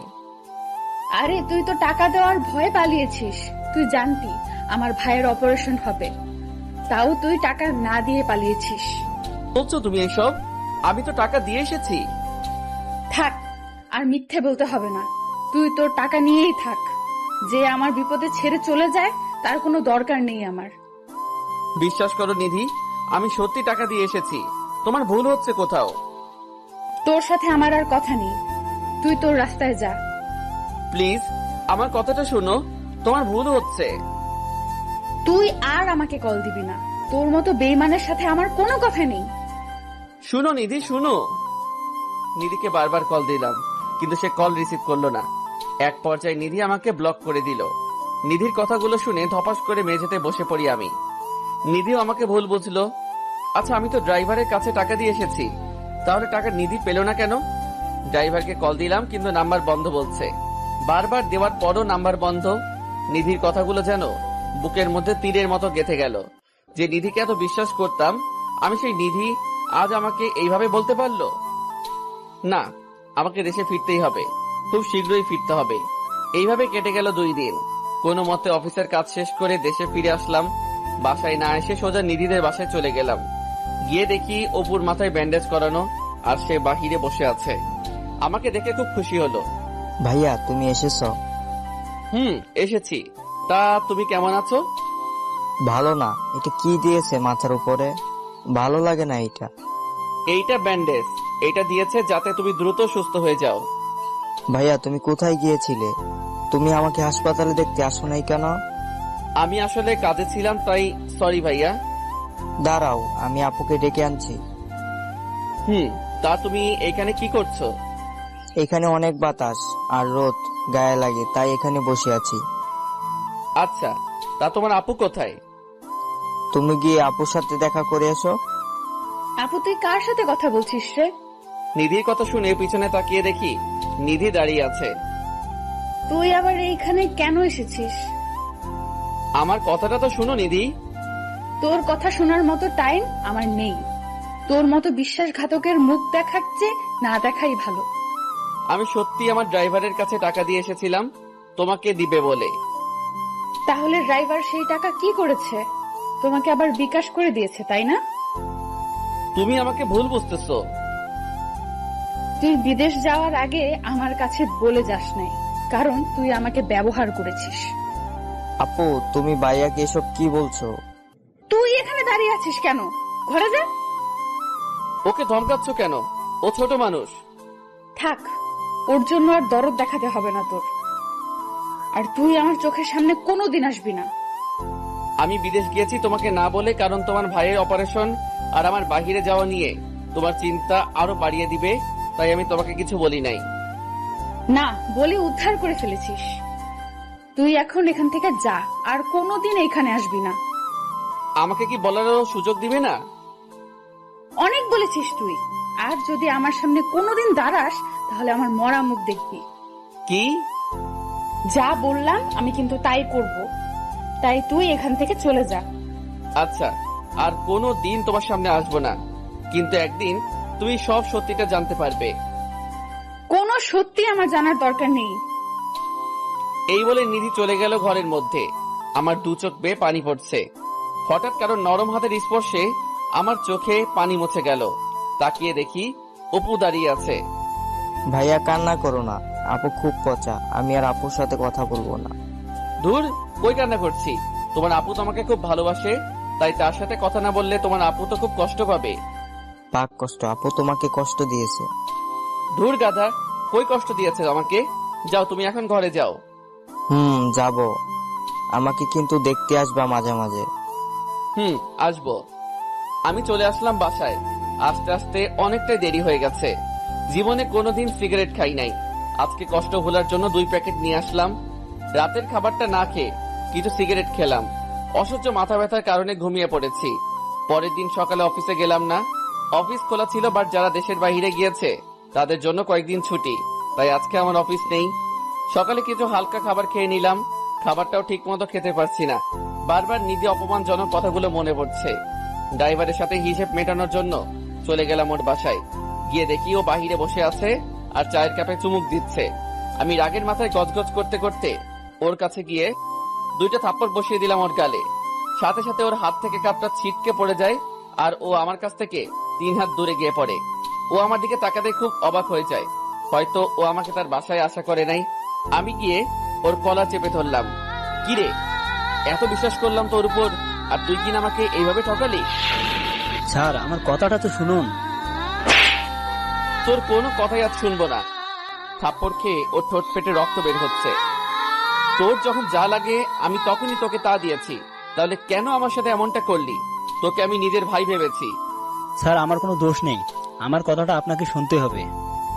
তোর মতো বেইমানের কথা শুনে আমার কি হবে? আমার যা হারাবার আমি তো তাই হারিয়েছি, শুধু তোর জন্য। না, আপনি কিছুই হারান নাই স্যার। আমি আপনার কথা মতো সেদিন টাকা দিতে গিয়েছিলাম। তারপর কি হয়েছে তারপর বল।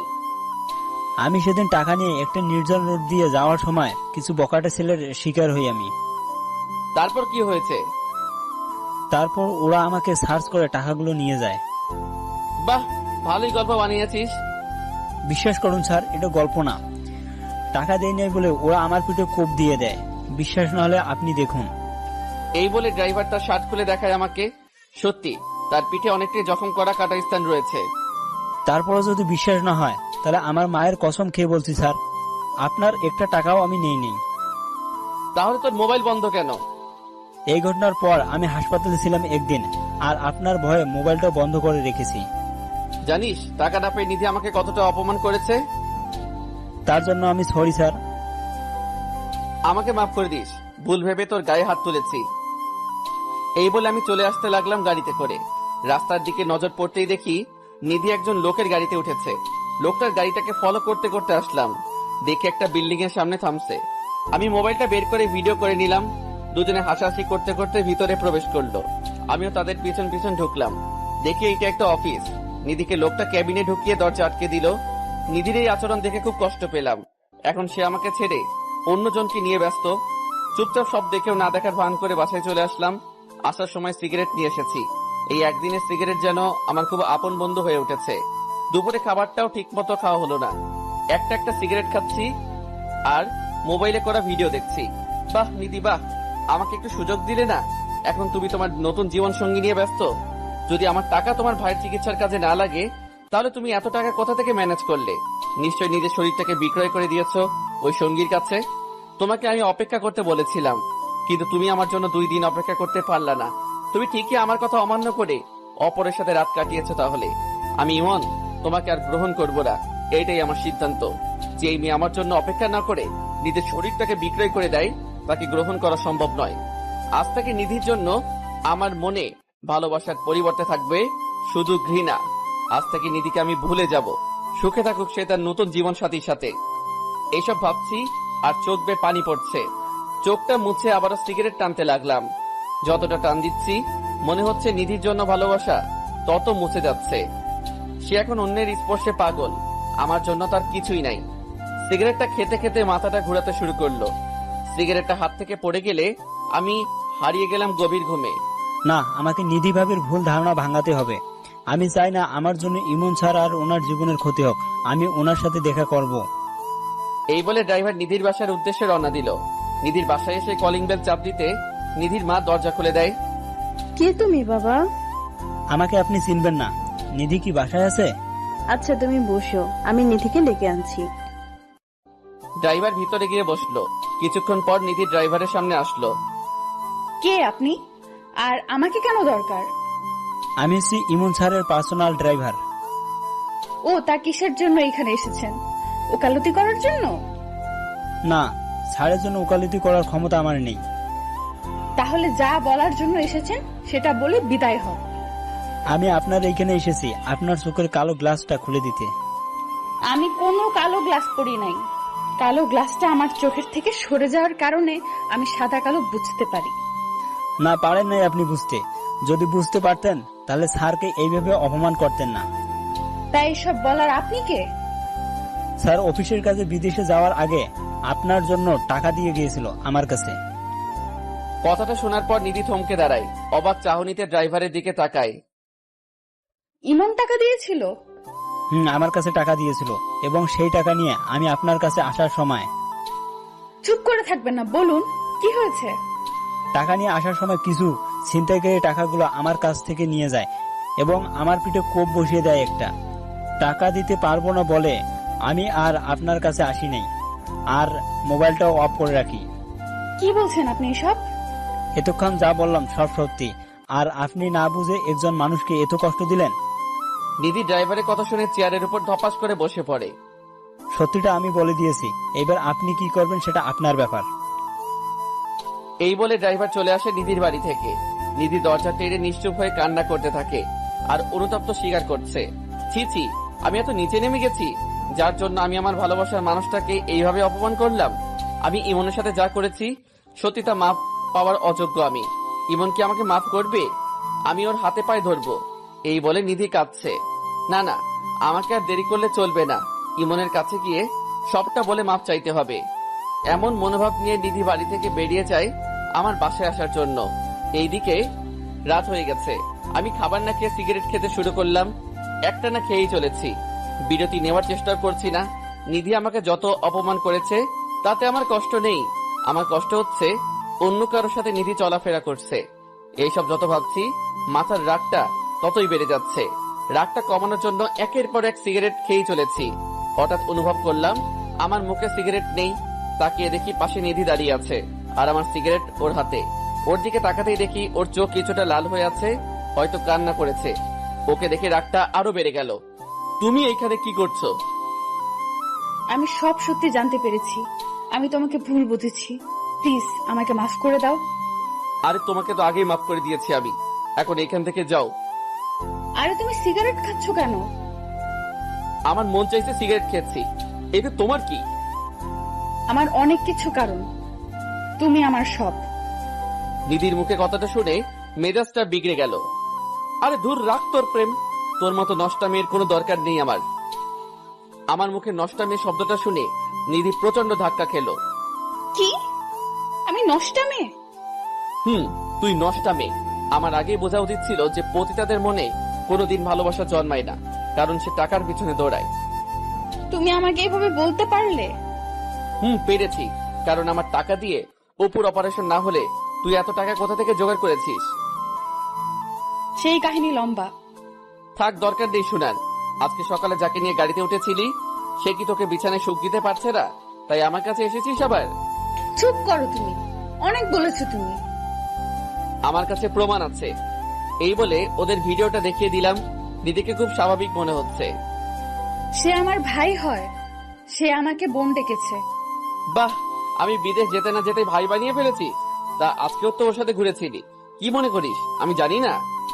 তুমি সব ভুল জানো। হ্যাঁ হ্যাঁ, আমি ভুল জানি, আর তুই সব ঠিক জানিস, তাই না? আমার কথাটা তো একবার শুনবা।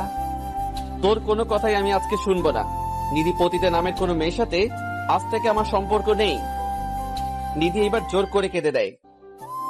আমাকে একটু বোঝার চেষ্টা করো, ওর সাথে আমার কোনো সম্পর্ক হয়নি। ও তাহলে ছেলেটা তোমাকে এতগুলো টাকা দিয়ে দিল এমনি এমনি? তুমি আমার সম্পূর্ণ কথা তো শুনবা আগে। তোর কোনো কথা শোনার ইচ্ছে নেই আমার, তুই এইখান থেকে যা। প্লিজ ইমন, তুমি আমাকে ভুল বুঝতেছো। প্লিজ বোঝার চেষ্টা করো। তুই কোন সাহসে তোর নষ্ট শরীর দিয়ে আমার হাত ধরলি? নিধি আমার হাতের থাপ্পড় খেয়ে মাটিতে পড়ে যায়। বাহ, আমাকে তুমি ভুল বুঝলে। এমন একদিন সময় আসবে যেদিন আমাকে তুমি অনেক খুঁজবে, কিন্তু পাবে না। আজ আমি চলে যাচ্ছি, আর কোনো দিন আসবো না। নিধি কাঁদতে কাঁদতে বাসা থেকে বেরিয়ে যায়। আমি আবার সোফায় বসে মনের শোকে সিগারেট খাচ্ছি। আজ মনটাকে খুব হালকা লাগছে পতিতাটাকে দূর করতে পেরে। যে মেয়ে আমার জন্য অপেক্ষা না করে অপরের কাছে নিজেকে সঁপে দেয়, তার কোনো দরকার নেই আমার জীবনে। রাতে শান্তির মতো ঘুমিয়ে গেলাম। সকালে উঠে মনটা ভালো করার জন্য অফিসে চলে গেলাম। অফিসে কাজ করছি, সবাই সবার মতো দুপুরের খাবার খাচ্ছে। হঠাৎ আমার নিধির কথা খুব মনে পড়ছে, কারণ ও আমাকে জিজ্ঞেস করলো খেয়েছে কিনা। মাথা থেকে নিধির ঝামেলা সরিয়ে আবারও কাজে মন দিলাম। অফিস থেকে বাসায় এসে কিছু খাবার খেয়ে নিলাম। রাতে মা কল করলো। হ্যাঁ মা, বলো। কি রে বাবা, মাত্র অফিস থেকে ফিরেছিস? কিছুক্ষণ আগে আসলাম। ঠিক মতো খাবার খেয়েছিস? খেয়েছি কিছুক্ষণ আগে। তা তুমি কেমন আছো? এই তো ভালো। গ্রামে আসবি কবে? না মা, এখন আসা যাবে না। কয়দিন আগে ছুটি শেষ করেছি, তাই এখন আর আসবো না। ছুটির মধ্যে আসতে পারলি না? কিভাবে আসবো, যে চাপ যাচ্ছে এই কয়দিন আমার উপর। যাই হোক, ঠিক মতো নিজের যত্ন নিস। বাবা কোথায়? তোর বাবা রুমে আছে, আর আমি রান্নাঘরে। আচ্ছা। কিরে, নিধির মোবাইল বন্ধ কেন? মায়ের মুখ থেকে নিধি নামটা শুনে খুব খারাপ লাগলো। কই, সেটা তো জানি না। তোর সাথে কি ওর যোগাযোগ হয়? হয়তো। ও, তাহলে তো ভালোই। আর এখন রেস্ট নে, কাল আবার অফিসে যেতে হবে। ওকে, বাই। আল্লাহ হাফেজ। কলটা কেটে দিয়ে আমি ঘুমানোর প্রস্তুতি নিলাম। নিধির কথা মাথা থেকে ফেলে দিয়েছি। কয়েক ঘন্টা ওর চিন্তা মাথাতেই আসে নাই। এইভাবে কেটে গেল কয়েকটা দিন।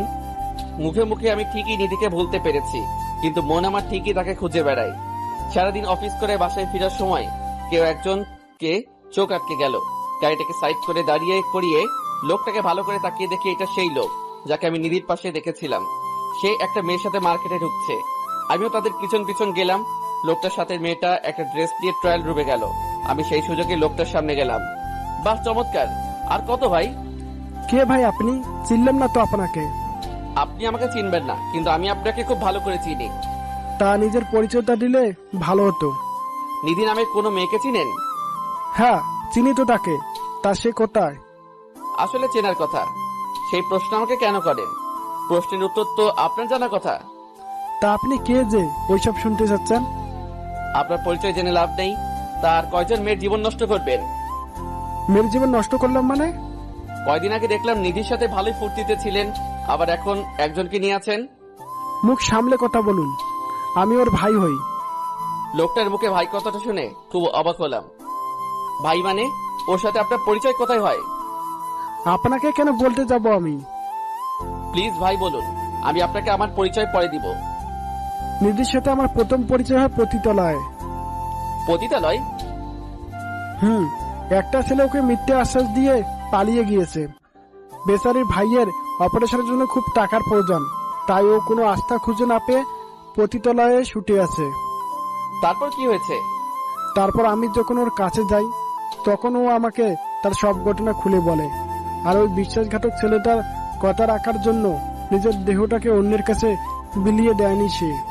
তাহলে আপনি কেন ওকে টাকা দিয়েছেন? মেয়েটি আমাকে ভাইয়ের দোহাই দিয়েছিল। ওকে দেখে নিজের বোনের মতো মনে হয়েছিল, তাই ওকে বোন ভেবে ওর ভাইয়ের অপারেশনের টাকা আমি দিয়ে দেই। কি? তাহলে আপনার সাথে নিধির কোনো অনৈতিক সম্পর্ক নেই? না, আমাদের মাঝে ওইসব হয়নি। ওই দিন দেখলাম আপনি ওকে গাড়িতে নিয়ে কোথায় জানি যাচ্ছিলেন, তা কোথায় গিয়েছেন? ওই দিন ওকে নিয়ে আমি আমার অফিসে গিয়েছি কাজ দেওয়ার জন্য, কারণ নিজের পরিবার চালানোর জন্য কিছু কাজ করতে হয়, তাই নিজের বোনকে নিজের অফিসে কাজ দিয়েছিলাম। আমি লোকটার কথা শুনে যেন পাগল হয়ে যাচ্ছি, আমার মাথাটা ভন ভন করে ঘুরছে। তা আপনি কে যে এত কিছু জিজ্ঞেস করলেন? আমি সেই ছেলে যে নিধির সাথে বেইমানি করেছিল। তাহলে আপনি সেই ছেলে? আমি নিধিকে ভুল বুঝে অনেক অপমান করেছি। আপনার কপাল অনেক ভালো যে এমন একটা মেয়েকে ভালোবাসতে পেরেছেন। সময় থাকতে কাছের মানুষটাকে আপন করে নিন। বাই। আমি কথা না বাড়িয়ে সোজা গাড়িটা নিয়ে নিধির বাসার দিকে রওনা দিলাম। যাওয়ার পথে নিধির উপর খুব রাগ হচ্ছিল। সঠিকটা না জেনে আমি ওকে কত অপমান করলাম, এমনকি ওর গায়ে হাত তুললাম। নিজের কাজের জন্য নিজে খুব লজ্জা পাচ্ছি। নিধির বাসায় এসে কলিং বেল চাপ দিলাম। দরজা খুললো এক অপরিচিত মহিলা। কাকে চাই এখানে? এটা তো নিধিদের বাসা, তাই না? না, এখানে নিধি নামের কেউ থাকে না, আমরাই নতুন ভাড়াটিয়া এখানে। ও আচ্ছা, বলতে পারবেন ওরা কোথায় গিয়েছে? সেটা তো আমরা জানি না। মহিলাটা দরজাটা আটকে দিল। নিধিদের বাসার আশেপাশে সবাইকে জিজ্ঞেস করলাম, কেউ জানে না কোথায় গিয়েছে।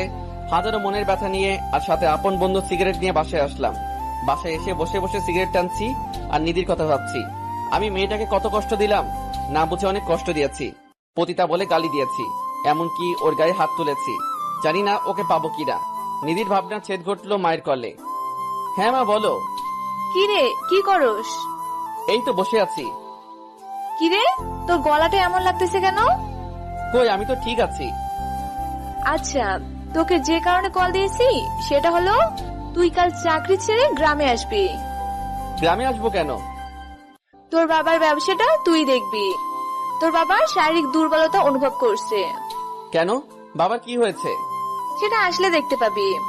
আর সাথে করে নিধিকেও নিয়ে আসিস। নিধির কথা শুনে মনটা কেঁদে উঠলো। মন চেয়েছে চিৎকার করে কেঁদে ওকে ডাকতে। কি রে, কিছু বলছিস না কেন? আসবো কাল। এখন রাখি মা। ওকে, আল্লাহ হাফেজ। কলটা কেটে দিলাম। যেই শহরে আমার নিধিকে খুঁজে পাওয়া যাবে না, সেই শহরে আমার থাকার কোনো মানে নেই। রাতটা কোনো মতে পার করে সকালে অফিসে গিয়ে রিজাইন লেটারটা দিয়ে চাকরিটা বাদ করে এসেছি। সবকিছু গুছিয়ে চিরচেনা শহর থেকে বিদায় নিয়ে চলে আসলাম। মা বাবার সাথে কোনো মতে কথা বলে ছাদে চলে আসলাম। এসে সিগারেট টানতে লাগলাম। কয়েকটা টানার পর কেউ একজন আমার মুখ থেকে সিগারেটটা নিয়ে নিল। তাকে দেখি মা দাঁড়িয়ে আছে, আমি চুপচাপ বসে আছি। কি রে, তুই সিগারেট খাচ্ছিস কেন? তোর কথাবার্তা শুনে আর তোর চেহারা অবস্থা দেখে আমার কিছুটা সন্দেহ হচ্ছে। কই, আমার কিছু হয়নি তো। আমার চোখের দিকে তাকিয়ে বলতো। আমি মায়ের চোখে তাকালাম না। তোকে বলেছে নিধিকে নিয়ে আসতে, আনলি না কেন? নিধির কথা শুনে মাকে জড়িয়ে ধরে কাঁদতে শুরু করলাম। মা আমার অবস্থা দেখে অবাক। কি রে, কি হয়েছে আমাকে বলবি তো? মা, নিধি আমাকে ছেড়ে চলে গেছে। ছেড়ে চলে গেছে মানে? আমি মাকে আমাদের সব ভুল বোঝাবুঝির কাহিনী শুরু থেকে বললাম। তুই নিধিকে খুঁজেছিস? শহরের এমন কোন জায়গায় বাদ নেই যে আমি খুঁজিনি। আচ্ছা থাক, যে চলে গেছে তাকে না ফিরিয়ে আনাটাই ভালো। মা, তুমি তো ওকে নিজের মেয়ের মতো স্নেহ করো, তাহলে আজ তুমি এই কথা কিভাবে বলছো? যে মেয়ে ছেড়ে চলে যায় তাকে আমি আমার বউ করব না। মা, কিন্তু না, আর কোনো কিন্তু নেই। খাবার খেতে চল, আমরা অপেক্ষা করছি। তুমি যাও, আমি আসছি। মায়ের পিছন পিছন খাবার খেতে গেলাম। কোনো মতে খাবারটা খেয়ে রুমে চলে আসছি। এইভাবে কেটে গেল কয়েকটি মাস। নিধিকে আমি আগের মতো ভালোবাসি। পাগড়িটাকে আমি আমার মন থেকে সরাতে পারি নাই। আমি এখন আমার বাবার কাজটা দেখাশোনা করছি। রাতে বসে বসে মোবাইল টিপছি, এমন সময় মা আর বাবা আমার রুমে আসলো। আমরা তোর বিয়ে ঠিক করে ফেলেছি। কি? আমার বিয়ে মানে? তোর বিয়ে মানে তোর বিয়ে? তোর অবস্থা আমরা দেখতে পাচ্ছি না, তাই আমরা এই সিদ্ধান্ত নিয়েছি। আমাকে একবারও জিজ্ঞেস করতে পারো নাই যে আমার মতামত আছে কিনা? আমরা তোর মতামত শুনবো না। এখন বল, তুই কি রাজি? না, আমি এই বিয়ে করব না। তাহলে শুনে রাখ, যদি না করিস এই বিয়ে, তাহলে আমাকে আর তোর বাবাকে অকালে হারাতে হবে। পাগল হয়ে গেছো নাকি তোমরা? এসব কি বলছো? দেখ বাবা, আমাদের তো খুব ইচ্ছে হয় যে আমার ঘরে একটা লক্ষ্মী আসবে আর আমার নাতি নাতনি হবে। এই ইচ্ছেগুলো কি আমাদের অপরাধ? তুই নিধির কথা ভেবে নিজেকে কষ্ট দিচ্ছিস কেন? হয়তো নিধিও তার সংসার নিয়ে ব্যস্ত। হয়তো। তাহলে তুই এই বিয়েতে মত দিয়ে দে বাবা। তোমরা যা ভালো বোঝো তাই করো। এই তো আমার লক্ষ্মী ছেলে। আগামী 2 দিন পর তোর বিয়ে। বাবা আর মা চলে গেল। রাতে শুয়ে আছি আর নিধির ছবিটার দিকে তাকিয়ে আছি। আমি পারলাম না নিধি তোমার জন্য অপেক্ষা করতে। আমাকে মাফ করে দাও। কিছু পানি গাল গিয়ে পড়ছে। এইভাবে দেখতে দেখতে আমার বিয়েটাও হয়ে যায়। বউ বাসর রাতে বসে আছে আর আমি ছাদে বসে দাঁড়িয়ে সিগারেট খাচ্ছি। কি রে, তুই এখনো রুমে যাসনি? মায়ের গলা শুনতে হাত থেকে সিগারেটটা ফেলে দিলাম। রুমে গিয়ে কি হবে আমার? এইটাই ভালো জায়গা আমার জন্য। গাধা, মেয়েটা তোর জন্য অপেক্ষা করছে, তুই তাড়াতাড়ি চল। মায়ের জোড়াজড়িতে বাসর ঘরে ঢুকলাম। মেয়েটা ঘোমটা দিয়ে বসে আছে। আমি ওর পাশে দাঁড়িয়ে আছি আর বলতে লাগলাম, দেখুন, আমি আপনাকে বউ হিসেবে মানতে পারবো না। আমি একজনকে ভালোবাসি। এই কথা শোনার পর মেয়েটা ঘোমটা তুলে আমার কলার চেপে ধরলো। কি? তুই কথাটা আবার বলতো। দিদির কণ্ঠ শুনে ওর দিকে তাকিয়ে আমি অবাক হয়ে যাই। আরে ও যে আমার ভালোবাসার মানুষটা। সবকিছু যেন স্বপ্নের মতো লাগছে। তাহলে নিধির সাথে আমার বিয়ে হয়েছে। আবেগ সামলাতে না পেরে ওকে জড়িয়ে ধরলাম আর কাঁদতে লাগলাম। এই পাগল, কাঁদছো কেন? তুমি আমাকে ছেড়ে কই ছিলে এতদিন? আমি তো তোমার কাছেই ছিলাম, কিন্তু তুমি দেখতে পাওনি। আমার কাছে মানে? শুনো, যেদিন তুমি আমাকে ভুল বুঝেছিলে সেই দিন আমি মাকে সব জানিয়েছিলাম। আর মা আমাকে বলেছিল পরিবার সহ গ্রামে চলে আসতে। আমিও শহর ছেড়ে গ্রামে চলে আসি এবং তোমাকে শহর থেকে আনার পরিকল্পনাটাও আমি করি। আর সবশেষে এখন বিয়ে। জানো আমি তোমাকে কত খুঁজেছি আর কত মিস করেছি। মিস মনে হয় আমি করি নাই? আমার খুব কষ্ট হয়েছিল। সরি সেই দিনের এত অপমানের জন্য। আসলে আমি সঠিকটা না জেনে রেগে গিয়েছি। এখন যেহেতু জেনেছো, আর আমাকে বকা দিতে পারবা না। ওকে দিব না, তবে প্রতিদিন মরবো। কি? মারলে যে আমি ব্যথা পাবো, তখন বুকে টেনে নিয়ে আদর করে দিব। তাহলে এখন মারো আর আদর করো। করছি। আর আমাদের 3 জন হওয়ার ব্যবস্থা করতেছি। 3 জন মানে? কিছু না। এই বলে আমি নিধির ঠোঁট দুইটা এক করে দিলাম। নিধিও বাধা না দিয়ে সাড়া দিতে লাগলো। দুজনে হারিয়ে গেলাম গভীর ভালোবাসার সমুদ্রে। প্রতিদিন ভালোবাসা